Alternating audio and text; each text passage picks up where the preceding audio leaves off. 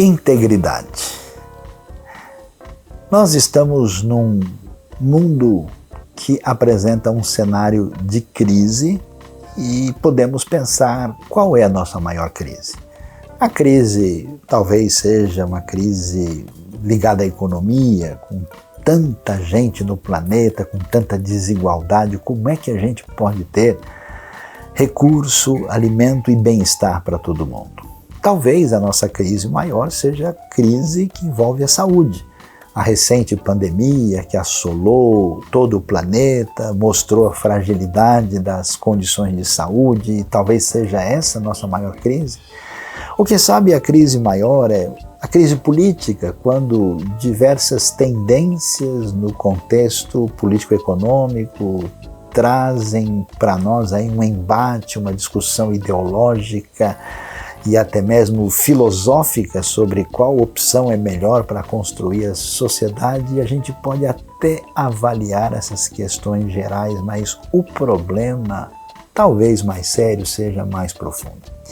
Eu fico impressionado com o jovem Daniel trabalhando na corrupta Babilônia, quando o texto do capítulo 1, verso 8, diz que ele decidiu com toda a firmeza no seu coração não se contaminar com aquilo que vinha da parte do rei. Ou seja, Daniel tinha caráter, tinha postura. Qual é o problema de hoje? O problema de hoje envolve gente que se vende por dinheiro. Gente cujo pensamento e até as convicções são modificados em função de quanto holofote essa pessoa vai ter, de quanto recurso isso vai lhe render, qual é a posição que ele vai ganhar. Então a gente vê pessoas transitando no universo teológico, no universo político, no universo ideológico, se vendendo dependendo do benefício que irá receber. Essa crise que a gente pode definir como crise de confiança é a raiz do problema maior. Não é possível fazer negócio com ninguém, construir sociedade, estabelecer uma relação de caminhada adequada se nós não tivermos condição de minimamente se apegar a uma postura de boa conduta, de caráter que uma pessoa apresenta na sua vida. Por isso, com certeza, a maior necessidade para o bem-estar do mundo e de cada cidade é que a gente volte a valorizar a integridade.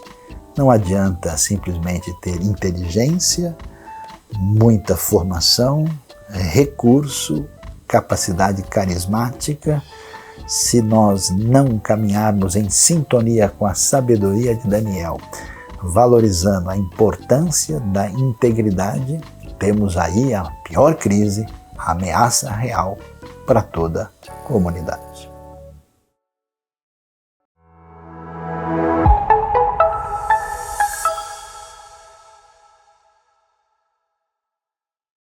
Olá, bom dia!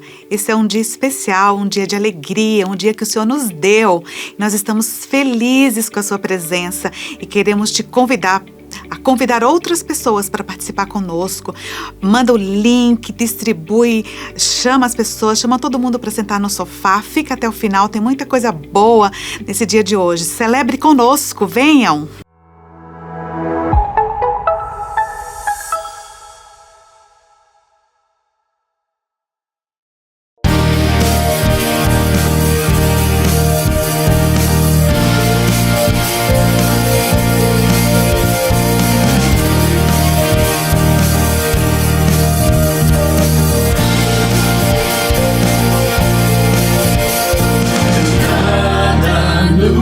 Separará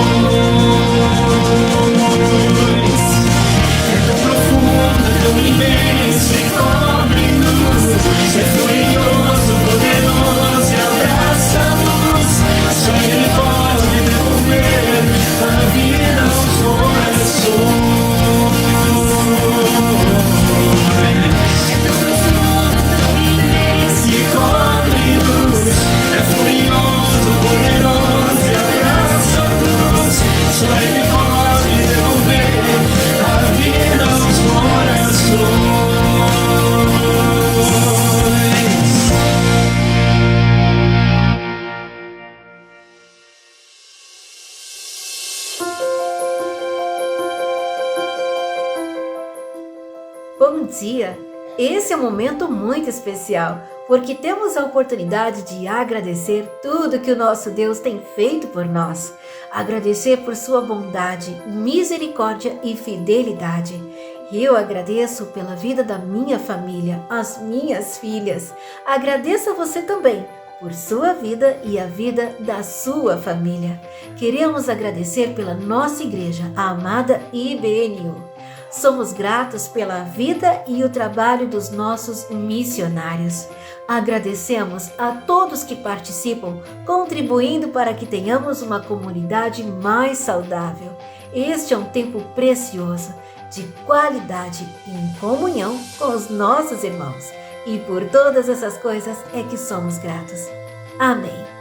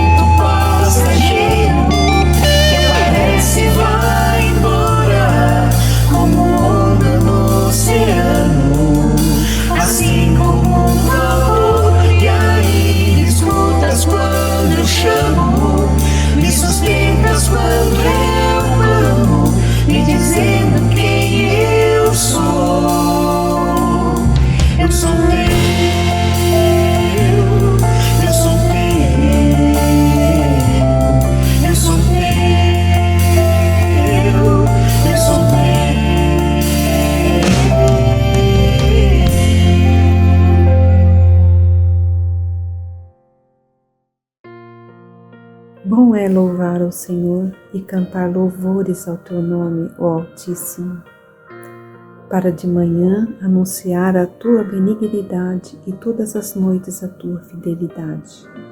Sobre o instrumento de 10 cordas, sobre o saltério, sobre harpa com som solene. Pois tu, Senhor, me alegraste com os teus feitos, exultarei nas obras das tuas mãos. Quão grandes são, Senhor, as tuas obras, muito profundos são os teus pensamentos. Oremos. Senhor, nosso Deus, nosso Pai, nós te agradecemos, Senhor, pela paz, pela alegria, pela vida. Nós te pedimos, Senhor, pela vida dos nossos irmãos, pelos enfermos, pelos nossos irmãos que passam por dificuldades. Nosso Deus, colocamos diante do Senhor a vida de cada um, os nossos pastores e os nossos missionários. Colocamos também, Senhor, diante do teu altar nossa esperança, a nossa vida. Tudo que nós temos, Senhor, é do Senhor. Tudo que nós cremos, tudo que nós esperamos é com o Senhor, nosso Deus. Fica conosco, Pai. Ajuda-nos, Senhor. Que nós possamos ser melhores a cada dia, nosso Deus. Muito obrigada, Senhor, por tudo que o Senhor tem feito e ainda fará na vida de cada um. Somos, Senhor, eternamente gratos por Jesus Cristo, nosso Senhor. Amém.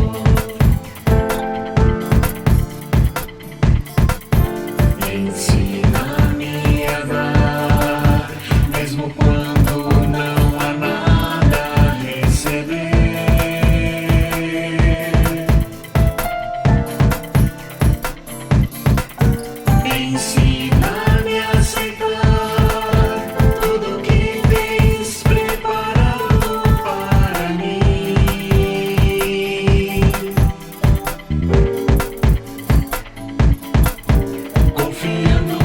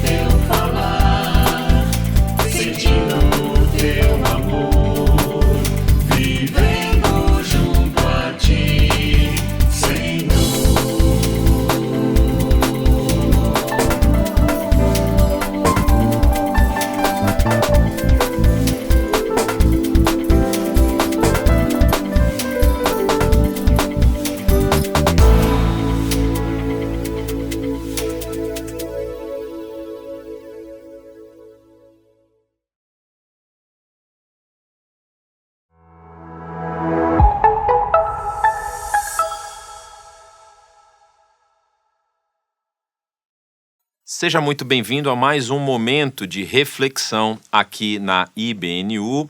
Hoje estudando sobre um texto que talvez você já tenha ouvido, talvez você já tenha ouvido falar parte dele, especificamente tem um trecho desse texto que nós vamos avaliar, que muitas pessoas já usaram de forma a pensar que a sua vida vai melhorar, pensar que as coisas vão dar certo nas suas decisões e nas suas colocações individuais. E o tema que nós vamos tratar é o sucesso dos ímpios.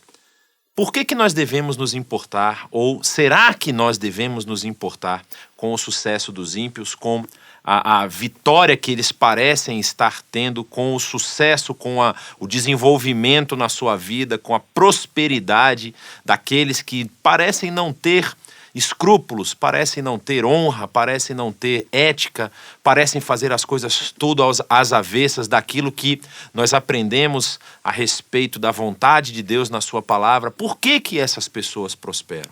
Por que essas pessoas conseguem se desenvolver? E o que isso afeta a mim e a você naquilo que nós devemos fazer enquanto estamos aqui? E o texto que nós vamos ler está lá no livro dos Salmos, um livro tão completo, com tantas instruções, com tantas mensagens que acalentam o nosso coração. Tem mensagens de alegria, mensagens que nos trazem paz, também tem mensagens de contrição, de dor, de sofrimento.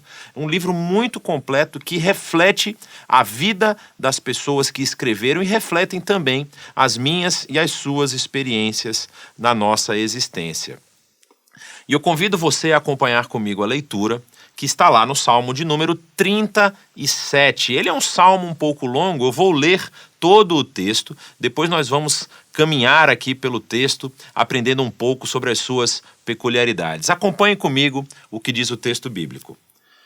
Não se aborreça por causa dos homens maus e não tenha inveja dos perversos, pois como o capim logo secarão, como a relva verde logo murcharão.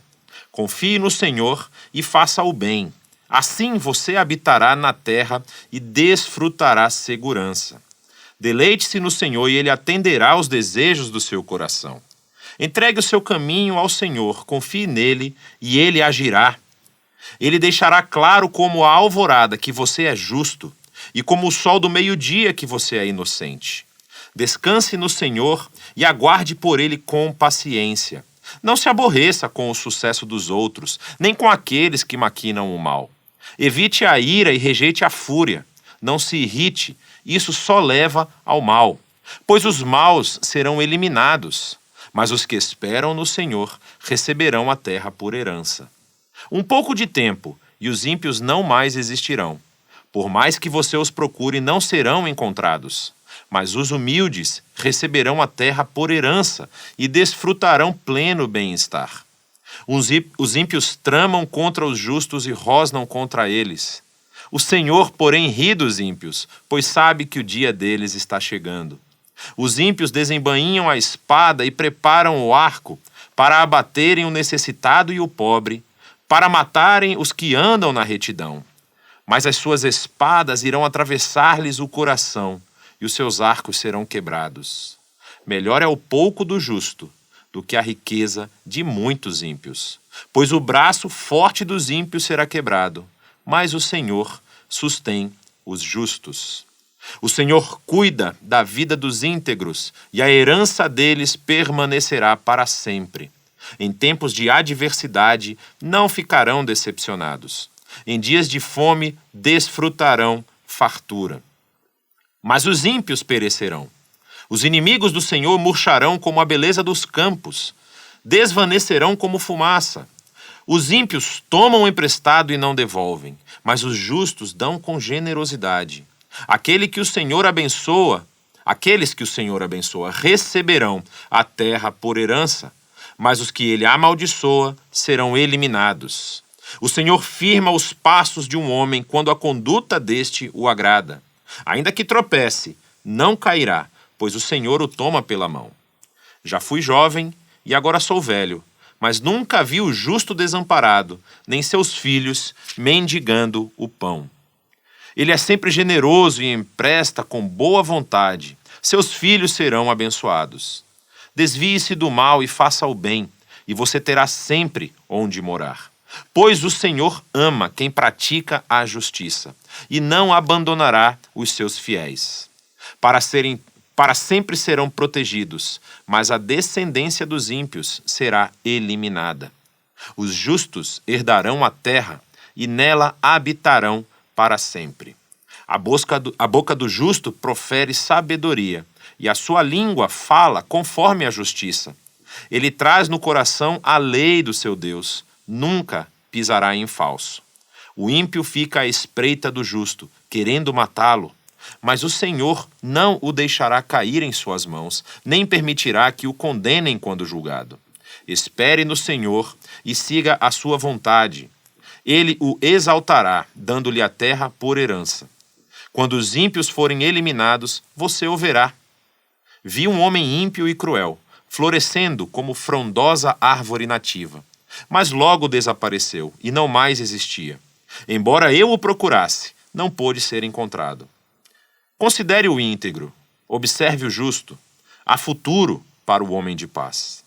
Mas todos os rebeldes serão destruídos. Futuro para os ímpios nunca haverá. Do Senhor vem a salvação dos justos. Ele é a sua fortaleza na hora da adversidade. O Senhor os ajuda e os livra. Ele os livra dos ímpios e os salva, porque nele se refugiam. É muito interessante a gente falar algumas características deste salmo. Este salmo ele faz parte de um conjunto de salmos que, junto com outros livros, como o livro de Provérbios, o livro de Eclesiastes e também o livro de Jó, são chamados de livros sapienciais. E esse salmo faz parte de um conjunto de salmos que é chamado de salmos, são chamados de salmos sapienciais, salmos de sabedoria.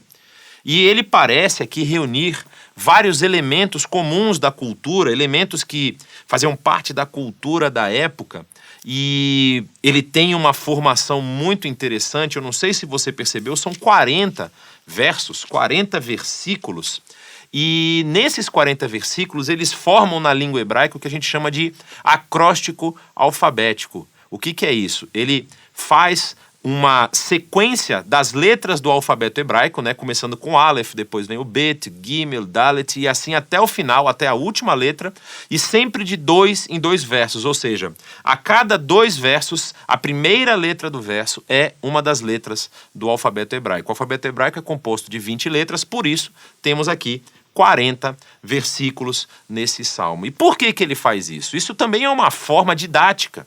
É uma forma de fazer com que as pessoas que lessem esse salmo pudessem lembrar dele, ter uma forma mais fácil de entender. Até porque, dentro de muitos escritos hebraicos, da língua hebraica, as próprias letras do alfabeto são também utilizadas como números, ou seja, para indicar uma posição dentro do texto. Então, dessa forma, o salmista aqui, esse salmo, ele tem o nome, o título aqui chamado de Salmo Davídico, ou seja, ele pode ter sido um salmo escrito pelo próprio rei Davi, ou um salmo escrito em homenagem ao rei Davi, em homenagem às histórias e às experiências que o rei Davi passou e que provavelmente ele contava para os seus súditos, para aqueles que estavam com ele ali, demonstrando essa confiança plena que ele está recomendando ser depositada no Senhor.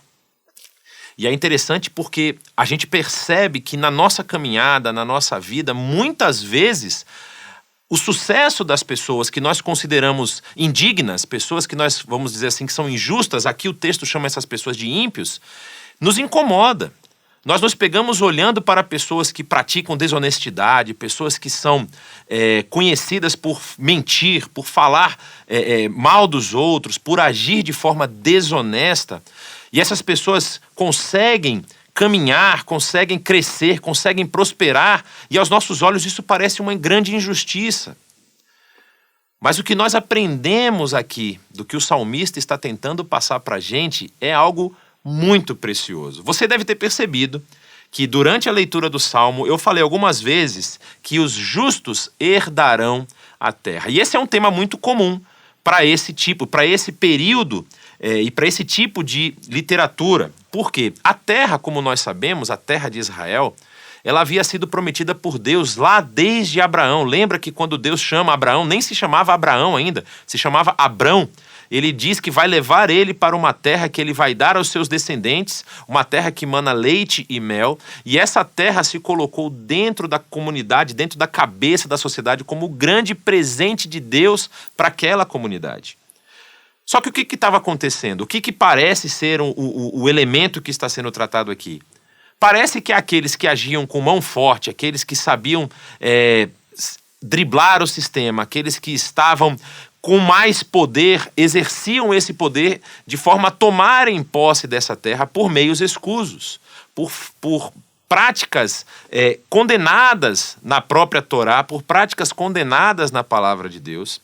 E nós vamos ver na história ali do Antigo Testamento, em vários momentos, Deus levantando homens que nós chamamos de profetas, no hebraico chamados Navi ou Nabi, que é o profeta, o movimento profético de Israel.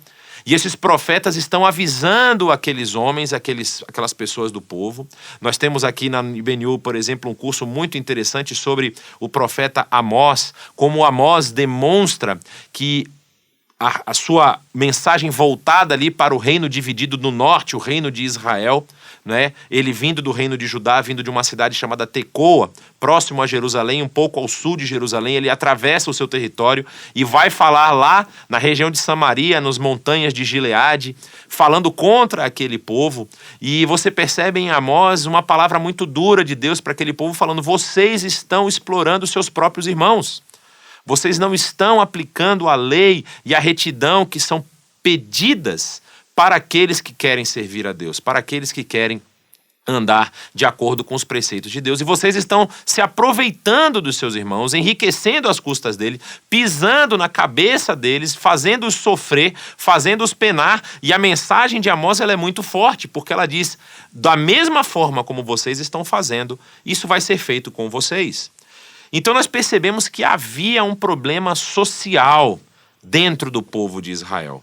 E aí eu chamo o povo de Israel como aqueles descendentes do Israel, o Jacó com seu nome modificado, né? Os filhos de Jacó. Havia uma discrepância aí entre o que eles deveriam ser, o que eles deveriam fazer, e aquilo que se esperava da ação dos líderes da comunidade para a prática que estava sendo feita. Homens explorando os seus próprios irmãos, mulheres sendo utilizadas de formas completamente fora dos preceitos de Deus, escravos sendo abusados, escravos não sendo libertados. Nós vamos lembrar que a lei tinha uma recomendação muito importante, que a cada 7 semanas de 7 anos, ou seja, quando se completassem 49 anos, no ano seguinte, o 50º ano, era o ano do jubileu, o famoso ano do grande perdão e do descanso da terra.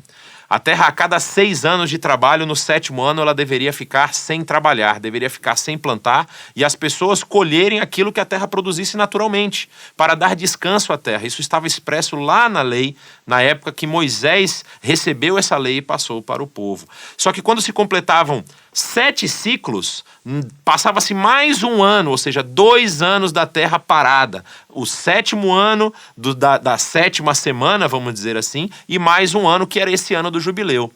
E o que tinha de interessante nesse ano do jubileu?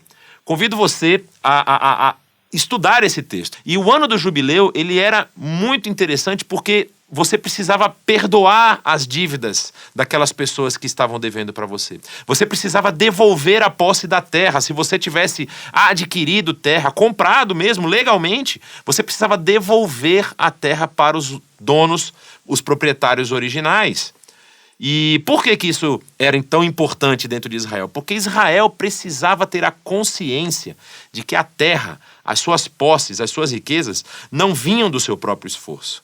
Era o próprio Senhor que havia dado isso para eles. E aí nós temos um salmo que é dedicado a Davi, um salmo que é chamado de Salmo Davídico, que vai falar isso de uma forma muito clara.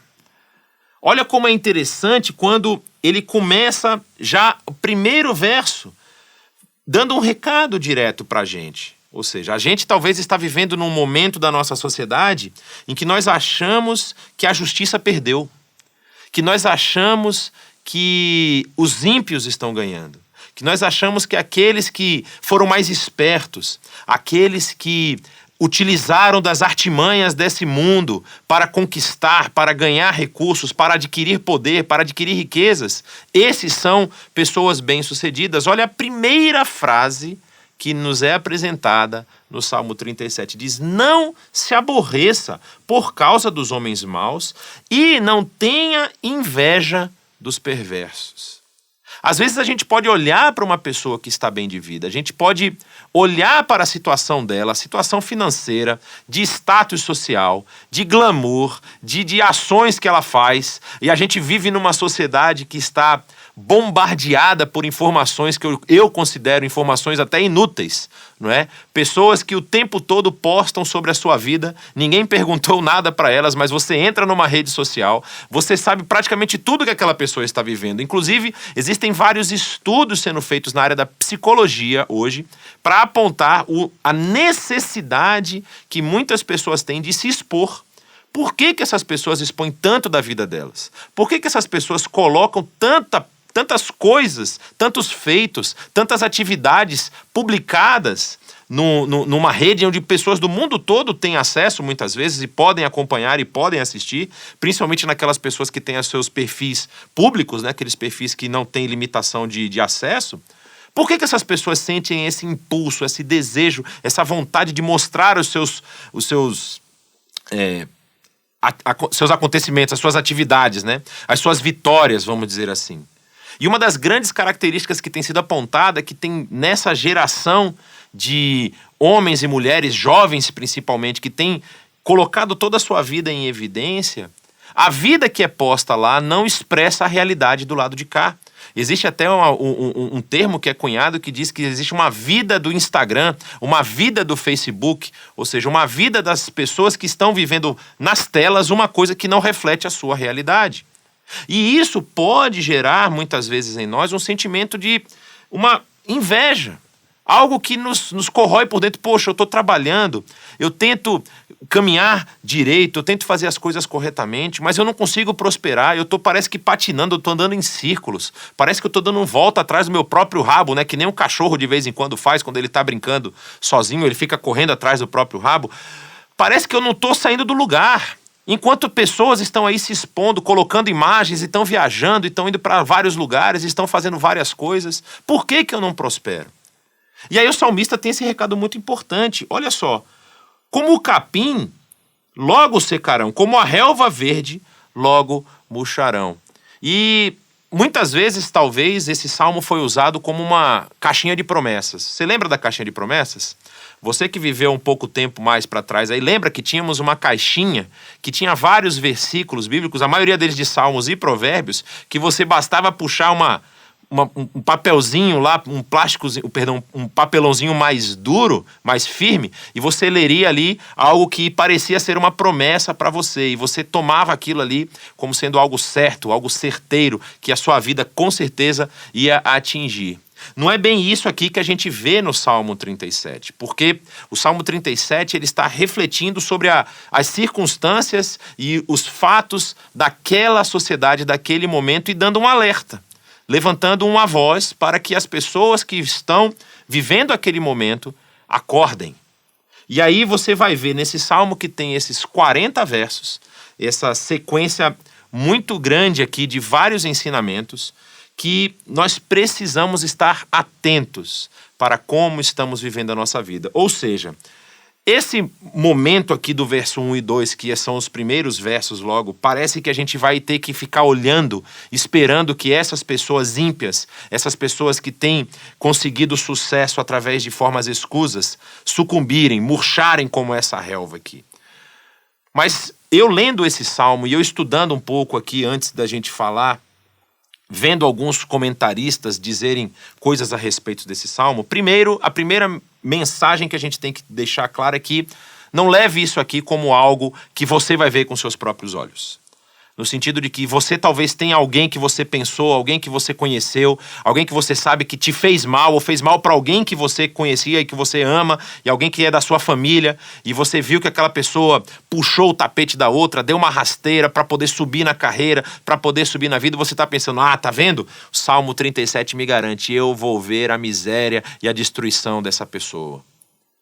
Não parece ser isso que o texto está mostrando para a gente.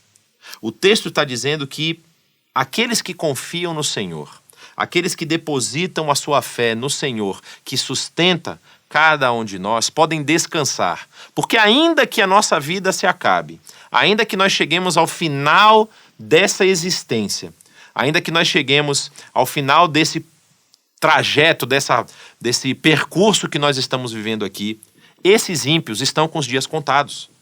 Esses ímpios, eles não vão ter um sucesso que vai levá-los a ter uma vida de prosperidade eternamente. Eles têm os dias contados. E é interessante que a gente lê o texto e o texto dá uma noção assim de que essa coisa vai acontecer logo, né?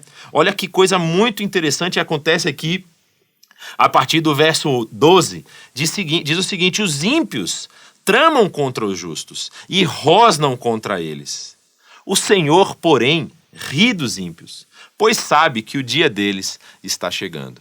Ou seja, o Senhor, que é Senhor da história, Senhor do tempo, cujo tempo que nós vivemos aqui para Ele não passa de um dia. Você lembra daquele texto famoso, né? Que um dia para o Senhor são como 1000 anos e 1000 anos como um dia. Ele está fora dessa esfera de espaço-tempo que nós vivemos. Nós vivemos nossos 50, 60, 70, 80. Agora, com o avanço da medicina, podemos chegar até a mais, 100 anos e tudo mais, como vemos alguns relatos bíblicos a respeito disso. Nós podemos viver isso e não vivemos mais. Dentro da linha do tempo que se passa diante de nós, nós somos apenas um pedacinho dela. Só que isso não há de se comparar com todo o período, toda a eternidade, antes de nós e depois de nós, que declaram que o Senhor existiu. Ou seja, aquele texto muito famoso de Êxodo, lá quando Deus se apresenta para Moisés e Moisés pergunta para ele: Senhor, quem tu és? Qual é o teu nome? Qual o nome que eu vou dizer para aqueles que estão lá no Egito, para que eles me ouçam e eu possa liderá-los para sair do Egito? E aí o texto hebraico diz: eu sou o que serei, ou eu sou o que eu estarei me tornando, que é uma forma muito difícil de tradução do termo hebraico, e que representa essa imutabilidade de Deus, que anda por toda a história e continua sendo sempre o mesmo, ontem, hoje e para todo sempre. E por isso ele olha esse rosnar, esse tramar dos ímpios, esse rosnar contra os justos que eles fazem, e ri. Deus ri deles, porque ele sabe que o tempo deles é limitado. Mas olha o que o texto fala a respeito daqueles que buscam viver em justiça. Verso 10 diz: um pouco de tempo e os ímpios não mais existirão. Por mais que você os procure, não serão encontrados. Mas os humildes receberão a terra por herança e desfrutarão pleno bem-estar. Se você lembra bem, se talvez você já ouviu um sermão muito famoso, ganhou vários nomes: Sermão da Montanha, Sermão do Monte, aquele sermão que é reunido ali em Mateus capítulos 5, 6 e 7. Você vai lembrar que quando Jesus está proferindo esse sermão, a gente pode até ver lá em Mateus capítulo 5, que é logo no início do seu sermão, Jesus proferindo as famosas bem-aventuranças, que em grego a palavra bem-aventurado, ou makarios, né, a palavra feliz, alegre, bem-aventurado, que vem do hebraico ashrei, e significa a mesma coisa, uma pessoa que tem boa fortuna, uma pessoa que é feliz. Olha só, o verso 5 diz: bem-aventurados são os humildes, pois eles receberão a terra por herança. Parece que Jesus extraiu esse texto justamente aqui do verso 11 do Salmo 37. E quando nós falamos de Jesus, nós já conseguimos ter uma visão mais escatológica, uma visão mais do fim dos tempos, uma visão que aponta para aquela conclusão de todo o julgamento de Deus sobre a terra. E é isso que eu tenho a impressão quando eu leio esse texto. Quando eu leio esse texto do Salmo 37 e eu passo a pensar o que significa herdar a terra. O que significa habitar a terra? Você pode ver mais uma vez no verso 9, como ele diz: pois os maus serão eliminados, mas os que esperam no Senhor receberão a terra por herança. Isso relembra para nós essa ideia que eu falei no início, de que a terra era o objeto prometido por Deus à nação de Israel. Era o lugar onde Israel habitaria, era o lugar onde Israel estaria vivendo com o Senhor para todo sempre. Mas nós sabemos que havia uma condição para que isso ocorresse. Havia uma condição para que Israel pudesse desfrutar dessas bênçãos de Deus para a sua vida. E essa condição é passada lá em Moisés. Quando Deus está falando com Moisés, quando Deus está conversando com Moisés, ele diz: eu vou ser o seu Deus e vocês serão o meu povo se vocês seguirem os meus preceitos. E a história que nós vamos ler a respeito de Israel, e nós vemos isso nesse salmo, parece refletir um desvio de conduta, um desvio de caráter. A liderança do povo, a liderança de Israel se desviou da vontade que Deus havia passado para ele, dos preceitos de vida que Deus havia passado para eles, e eles se misturam com os povos da sua região, se misturam com os cultos da sua região e passam a seguir outros deuses, passam a fazer cultos de idolatria aos deuses cananitas, aos deuses dos povos edomitas, moabitas, amalequitas e todos os povos que estavam ali na região de Israel. E o Deus dos Sidônios, Salomão, infelizmente, no final da sua vida, o texto de 1 Reis vai dizer que Salomão, no final da sua vida, estava já velho e passou a servir deuses de outras nações por conta dos casamentos que ele havia obtido para poder fazer as suas parcerias militares e parcerias comerciais. Então Israel se desviou desse foco. E quando nós traduzimos isso para a minha vida e para a sua, nós podemos também pensar a mesma coisa. Será que os nossos líderes, será que as nossas autoridades, será que as pessoas que mandam nas nossas empresas onde nós trabalhamos, nas faculdades onde nós estudamos, nas escolas, nos colégios, será que essas pessoas estão buscando seguir os preceitos de Deus? Como que eu me porto como alguém que quer ser encontrado aqui, como o texto diz, como os justos? Não é? Como alguém como justo diante de Deus, como eu devo me portar, como eu devo seguir a minha vida, para que eu não seja colocado na cesta dos ímpios, para que eu não seja colocado como esses que estão praticando essas atrocidades, para esses que estão enganando os outros, esses que estão buscando sucesso de formas escusas. O texto vai nos trazer vários elementos que a gente precisa estar atento enquanto nós estivermos caminhando aqui. Olha que interessante. Ele diz, por exemplo, logo no verso 3, você deve confiar no Senhor e fazer o bem. Confie no Senhor e faça o bem. Assim você habitará na terra e desfrutará segurança. Deleite-se no Senhor e Ele atenderá aos desejos do seu coração. Essa, com certeza, estava lá na nossa caixinha de promessas. E aqui é interessante porque parece fazer uma causa e efeito, né? Uma correlação de causa e efeito. Se eu me deleitar no Senhor, o Senhor vai fazer aquilo que o meu coração quer. E eu quero te lançar aqui uma nova interpretação, uma nova forma de ver esse verso. É que quando você se deleitar no Senhor, o seu coração vai estar alinhado com a vontade dele. E aquilo que vai acontecer com você é exatamente o que Deus quer para você. É exatamente aquilo que Deus quer que você faça. A partir do momento em que você coloca a sua fé e deleita-se, regozija-se no Senhor. E ele continua dizendo, entregue o seu caminho ao Senhor, confie nele e ele agirá. Ele deixará claro como a alvorada que você é justo e como o sol do meio-dia que você é inocente. E aqui tem um elemento cultural muito importante. Naquela época, você ser encontrado em falta, você teria que pagar alguma coisa. Você teria que se retratar, você teria que fazer algo para poder retratar aquela ofensa, aquela falta, aquele problema, aquela dívida que você adquiriu. Inclusive a lei de Israel previa que se você tivesse devendo algo para outra pessoa, você poderia até se vender como escravo para pagar a sua dívida. Por isso que no ano do jubileu, quando nós mencionamos mais cedo, os escravos eram libertos, as dívidas eram perdoadas. Então você poderia adquirir uma dívida e se você não conseguisse pagar, você poderia se vender como escravo para pagar essa dívida. Mas nessa sociedade, o que mais importava para a sua honra, para a forma como você seria visto por essa sociedade, como a sua voz seria ouvida, era justamente isso aqui que o texto diz: você ser encontrado justo. E é interessante que essa palavra aqui, a palavra tzadik, que está no hebraico, é a mesma palavra que diz...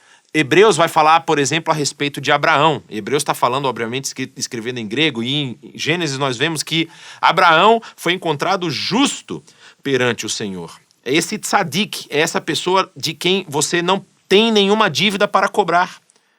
A gente pode lembrar aqui rapidamente da história de Ló, quando Ló, sobrinho de Abraão, está lá na cidade de Sodoma, e aqueles dois servos do Senhor, aqueles dois homens do Senhor que atravessam ali, passam pelo acampamento de Abraão e vão na direção da cidade. E quando eles entram na cidade, eles encontram Ló sentado à entrada da cidade, que era o local de negócios. Nas cidades do Antigo Oriente Próximo, você tinha um local onde as pessoas faziam negócios. Você vai lembrar também do texto muito bonito de Ruth com Boaz, quando Boaz se reúne com os líderes da cidade para declarar que ele quer Ruth como a sua esposa. Então o centro da cidade, ali a entrada da cidade, o portão principal da cidade, era o lugar onde os homens importantes poderiam ficar. Somente homens que eram encontrados justos poderiam estar. Por isso que o texto é tão claro quando ele diz isso. Olha, Deus vai fazer claro como a alvorada, vai deixar claro como a alvorada que você é justo, como o sol do meio-dia, que você é inocente.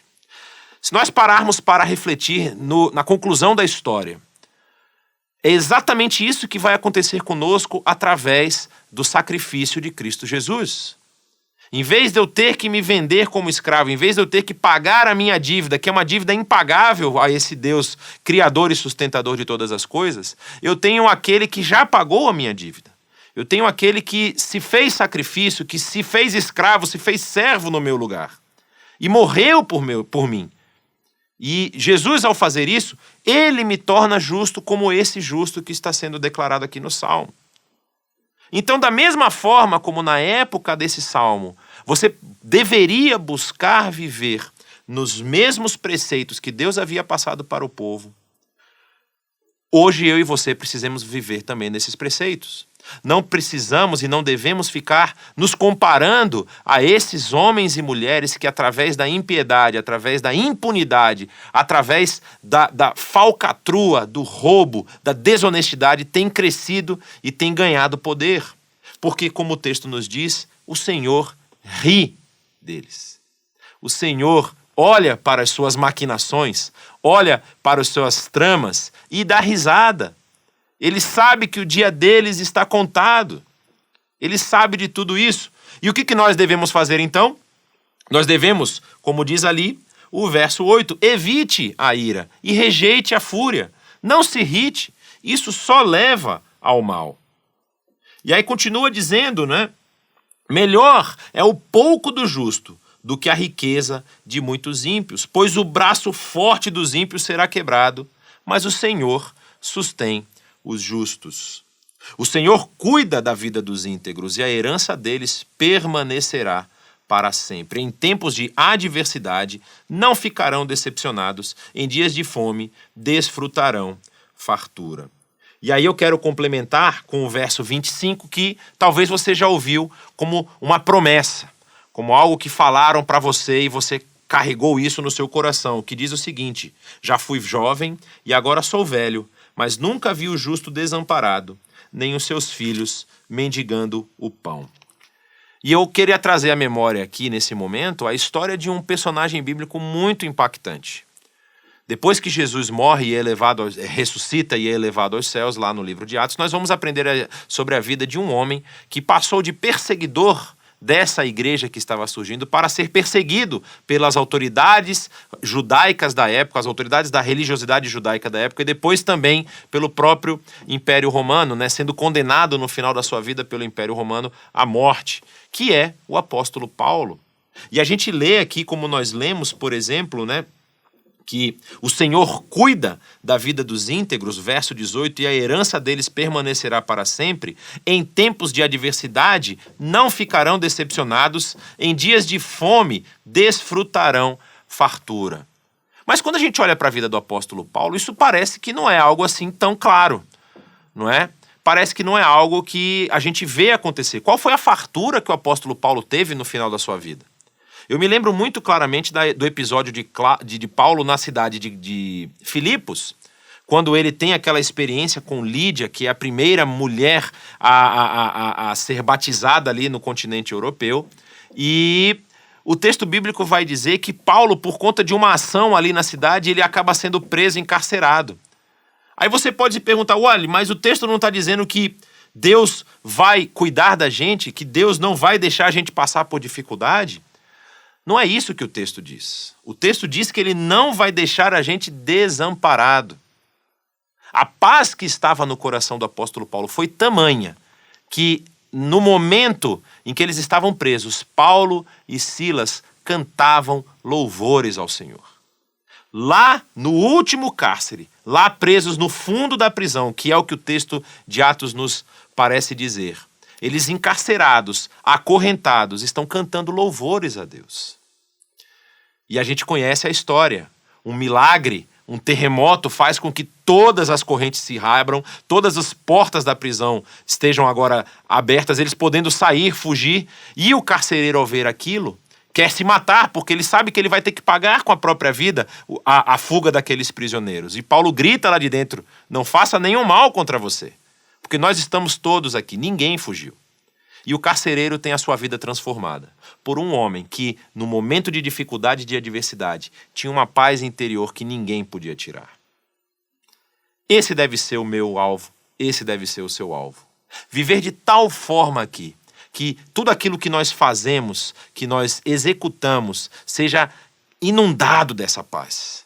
Se nós passarmos dificuldade e adversidade por aquilo que nós fazemos em prol dos preceitos e da vontade de Deus aqui na nossa vida, nós devemos ter uma paz incrível, porque nós sabemos que o nosso Deus caminha nos segurando pela mão. Mesmo que a gente tenha dificuldade, mesmo que a gente vá passar por prisão, mesmo que a gente vá passar por humilhação, não tem problema. Ele diz que aqueles que se colocam como humildes herdarão a terra. Ainda que você não veja isso no período em que você vive aqui, ainda que você pense que, de acordo com as dificuldades que você tem vivido, você acha que isso não é para você, continue confiando no Senhor. Continue depositando a sua fé e a sua esperança nele, porque eu tenho certeza que ele está agindo em seu favor. E aí o texto continua nos dando várias instruções, diz, olha, desvie-se do mal e faça o bem, e você sempre terá onde morar. Pois o Senhor ama quem pratica a justiça e não abandonará os seus fiéis. Para sempre serão protegidos, mas a descendência dos ímpios será eliminada. Os justos herdarão a terra, os justos herdarão a terra e nela habitarão para sempre. É interessante a gente perceber que não é apenas a nossa vida, não é apenas aquilo que nós queremos ser como cidadãos desse mundo, como cidadãos brasileiros ou onde você estiver me ouvindo, não é apenas a nossa vida que nós devemos estar dedicando ao Senhor, ou seja, a vida como cidadão, a vida como alguém que pertence a uma sociedade, mas é interessante nós vermos que se nós formos transformados, se nós temos essa nova realidade presente na nossa vida, a gente não precisa se preocupar com coisas que as pessoas estão se preocupando, como ter uma boa moradia, como ter grandes posses, como ter muitos veículos, coisas que as pessoas dão importância, como ser reconhecido na rua, como as pessoas quererem vir ali com o celular e tirar uma foto, como ter a nossa vida no Instagram e no Facebook com milhares de seguidores. Essa não deve ser a nossa preocupação. A nossa preocupação deve ser fazer o bem, evitar de fazer o mal. Nós devemos usar todas as coisas, todos os elementos que nós recebemos, a nossa saúde. Nós temos que usar a nossa inteligência, nós temos que usar os nossos recursos para fazer o bem, para sermos agentes de transformação da sociedade onde nós estamos. Porque nós nunca podemos esquecer. Aqui ele fala de uma terra muito presente no povo de Israel. A terra de Israel, aquela terra que foi prometida, a terra que Abraão caminhou, a terra que Jacó caminhou, a terra que Isaac também caminhou, a terra que depois os israelitas que saem do Egito vão lá e entram com Josué, ocupam a terra. Aqui ele está falando muito diretamente para esse povo, dizendo: vocês que são justos, vocês vão ocupar essa terra, porque os ímpios vão perecer, os ímpios vão acabar. Mas para mim e para você, talvez Israel seja apenas um lugar distante, seja um país lá do Oriente Médio. Mas nós podemos ter certeza de que, extrapolando esse conceito, no futuro, no final dos tempos, na vinda do nosso Senhor, no dia em que Ele trouxer o julgamento para a terra, nós seremos encontrados justos diante dele. E aqueles que estão agindo em impunidade, aqueles que estão agindo em desonestidade, aqueles que estão caminhando, destruindo pessoas para poder alcançar novos rumos na sua vida, alcançar novos degraus na sua vida, esses terão que prestar contas diante do Senhor. É interessante que ele diz o seguinte: vi um homem ímpio e cruel, florescendo como uma frondosa árvore nativa. Você conhece alguma árvore nativa do Brasil? A árvore que deu nome ao nosso país, o famoso pau-brasil. É uma árvore frondosa, de cor avermelhada, um bronze. Sim, é muito bonita a árvore, grande. Nós temos outras árvores frondosas também, originárias aqui do nosso próprio país, do nosso próprio solo. E aí ele está fazendo uma comparação, né? Vi um homem ímpio e cruel florescendo como frondosa árvore nativa. Mas logo desapareceu e não mais existia. Embora eu o procurasse, não pôde ser encontrado. E aí ele encerra o salmo de uma forma muito delicada. Considere o íntegro. Observe o justo. Há futuro para o homem de paz. Mas todos os rebeldes serão destruídos. Futuro para os ímpios nunca haverá. Por quê?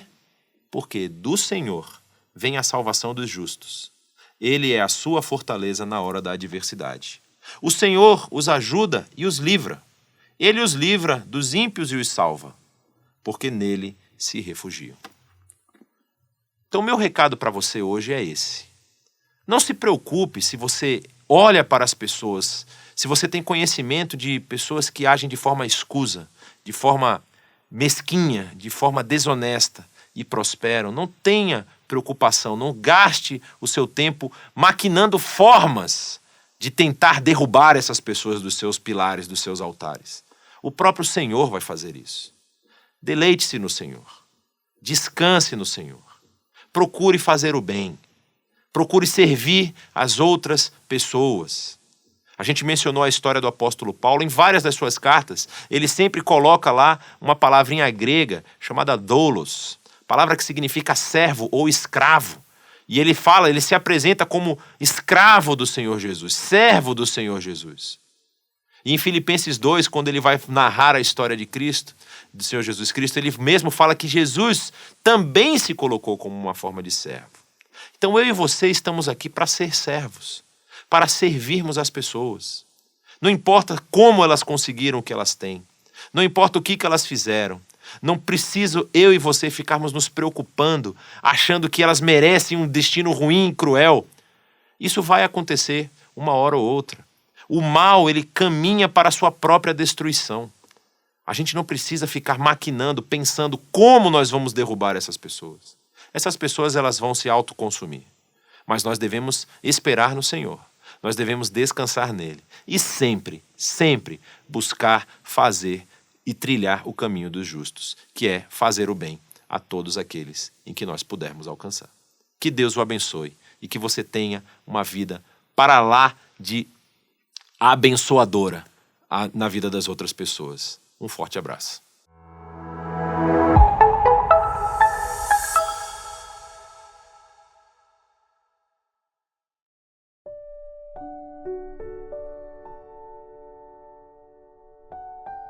Quem contribui porque é abençoado. Uma das marcas da vida de uma pessoa atingida pela graça de Deus é a generosidade e o desejo de que a sua vida seja bênção para os outros. Uma maneira de abençoar os outros e de mostrar a nossa gratidão a Deus é oferecendo os nossos recursos. Por isso, as comunidades de seguidores de Jesus oferecem suas contribuições, dízimos, ofertas, são investimentos no reino de Deus. Nós estamos fazendo várias coisas, desde socorrendo gente debaixo de viaduto, com alimentos, ajudando gente na região mais seca do Brasil, abençoando gente na Ásia, na África, em lugares, inclusive, onde há uma perseguição à fé cristã muito acentuada.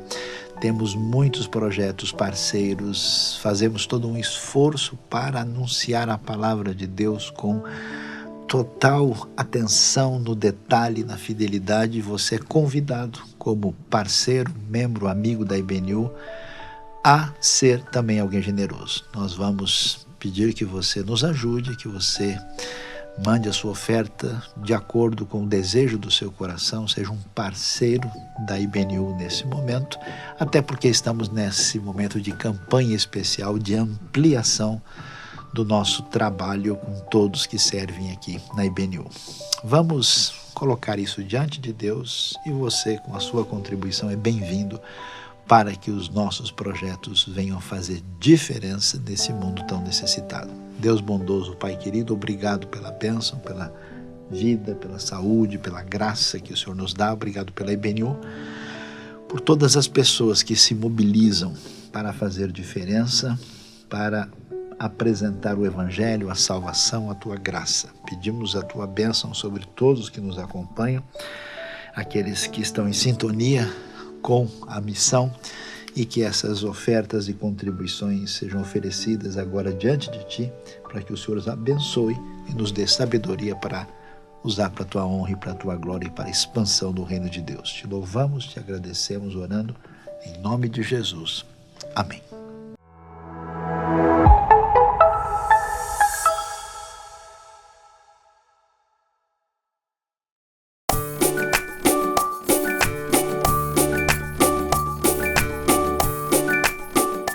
Oi, turminha, tudo bom com vocês? Ai, turma, hoje eu tô aqui organizando um pouco esses casacos, dobrando tudo e organizando algumas coisas para doação, porque eles são muito bons e assim, fez um frio, né? Tava calor e de repente fez frio de novo e aí eu pensei, eles vão ser muito úteis.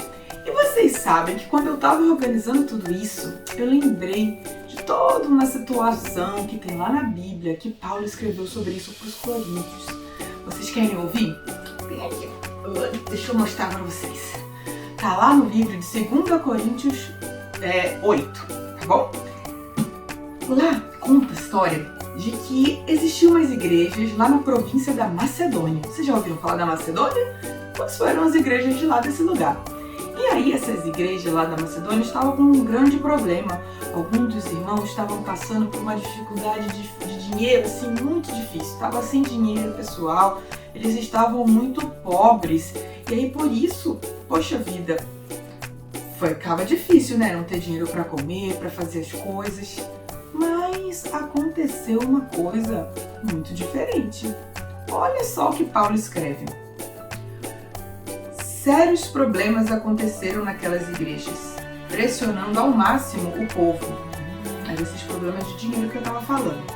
Mas isso revelou o verdadeiro caráter deles.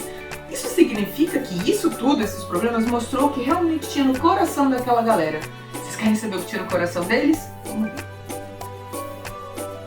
A pressão motivou algo inesperado. Um rio de doações sinceras e generosas. Olha só, no meio daquela dificuldade toda, as pessoas elas começaram a se ajudar. Elas começaram a contribuir um com o outro, a dividir, a pegar o que tinham e ajudar um no outro. E vocês sabem como eles ficaram? Olha só o que Paulo falou. Inacreditavelmente felizes, ainda que desesperadamente pobres. Caramba, olha só. Mesmo com toda aquela dificuldade, as pessoas elas conseguiram encontrar felicidade porque um foi ajudando o outro. E aí Paulo ainda fala assim: eu estava lá e vi, eles contribuíram com tudo que podiam, além das possibilidades deles, eu diria. Ajudar os cristãos pobres era um privilégio do qual não queriam abrir mão.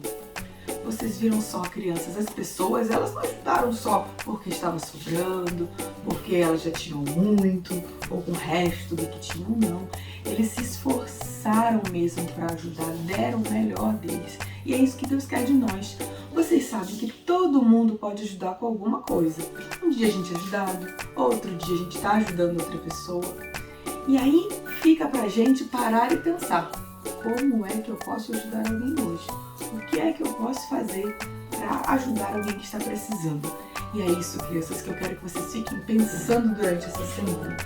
Tudo que nós temos foi dado por Deus, é graça de Deus que nos deu justamente para isso, para a gente poder também compartilhar, dividir, abençoar cada um dos nossos coleguinhas, tá bom? Vamos seguir o exemplo do que os nossos colegas fizeram lá nas igrejas da província da Macedônia, viu? Um beijão, crianças. Fiquem com Deus. Tchau!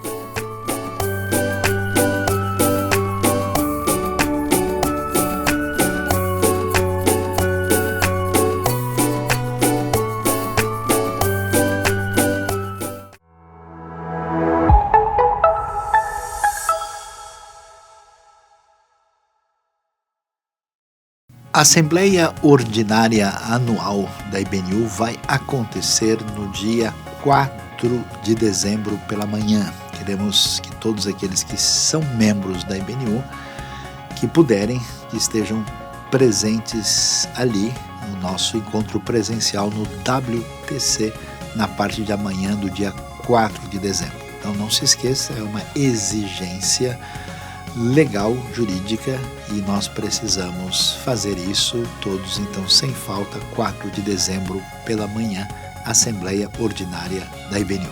Você já ouviu falar em justiça e sabe como é que a Bíblia fala sobre isso? Então, nós estamos estudando agora sobre Amós. É tão relevante, é tão atual que você precisa nos acompanhar. Então vem aí que de sábado a gente está estudando Amós às 19 horas. E às quartas a gente tem o apóstolo do amor, né? Ele falando, João, mandando as cartas e falando sobre coisas muito importantes que você precisa aprender. Então às quartas-feiras às 19 horas e aos sábados às 19 horas. Vem que tá terminando aí, então fique com a gente e aprenda bastante sobre a Bíblia.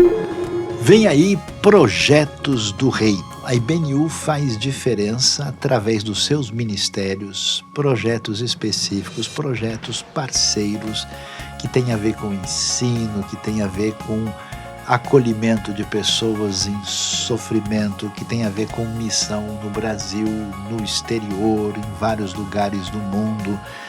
Todas as áreas que estão funcionando vão estar ali visivelmente percebidas. Um dia especial vai ser no dia 4 de dezembro, no domingo. Todo mundo é convidado. Os nossos projetos parceiros, mesmo os que não estão aqui em São Paulo, são convidados para ali apresentar esses projetos. Você que quer servir no Reino de Deus, 2023 vai chegar. Seja você também alguém que vai fazer diferença, seja no acolhimento de pessoas, seja numa missão no exterior, seja no ensino da Bíblia, seja com crianças, com autistas, com gente vulnerável, com qualquer área, evangelização. Faça parte e venha nos visitar e venha participar nos projetos do Reino IBNU, 4 de dezembro pela manhã. Como foi bom estar com vocês em mais esse dia, estarmos conectados com a palavra do Senhor e saber que mesmo não tendo só amanhã, a gente pode estar conectado com Ele em qualquer hora do dia. De manhã, de tarde, de noite, aqui no nosso canal, você pode acessar de qualquer lugar. Então vai lá, se inscreva no nosso canal, aperte o sininho e venha conosco para muito aprendizado.